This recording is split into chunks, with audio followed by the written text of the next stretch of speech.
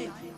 विदुर ने देखा भगवान छिलके पा रहे। विदुरानी पागल हो गई क्या, भगवान को छिलके खिला रही है, ला मैं केले खिलाता हूँ। ठाकुर जी को लिया, केले खिलाने लगे, भगवान ने हटा दिया। विदुर जी, जो स्वाद उन छिलकों में था वो इन केलों में नहीं है, वो इन केलों में नहीं है। भाव का भूखा हूं मैं, भाव ही एक सार है।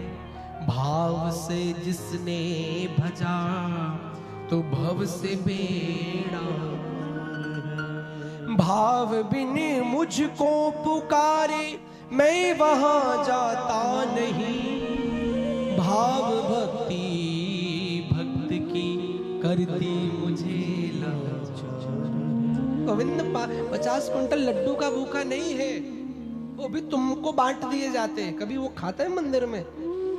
भगवान कहता पत्रम पुष्पम फलम तोयम, पत्र भी ले आओगे तो मैं मिल जाऊंगा, पुष्प भी चढ़ाओगे तो मैं मिल जाऊंगा, फल भी चढ़ाओगे तो मैं मिल जाऊंगा, इवन जल भी चढ़ाओगे तो भी मिल जाऊंगा।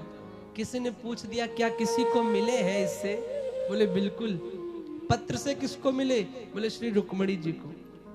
पत्र ही तो भेजा था पंडित जी के हाथ। पुष्प से किसको मिले?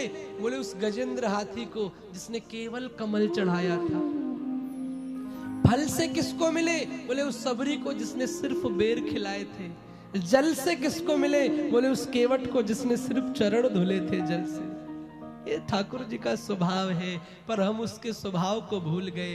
हम बड़े बड़े भोग तो लगा लेते हैं, लेकिन मन का भोग कभी समर्पित नहीं कर पाते हैं। जब तक मन का भोग, उसके यहाँ अमीरी गरीबी नहीं चलती, उसके यहाँ ये नहीं चलता कि तुम्हारी मिठाई 800 रुपए किलो वाली है कि तुम्हारी 300 रुपए किलो वाली है।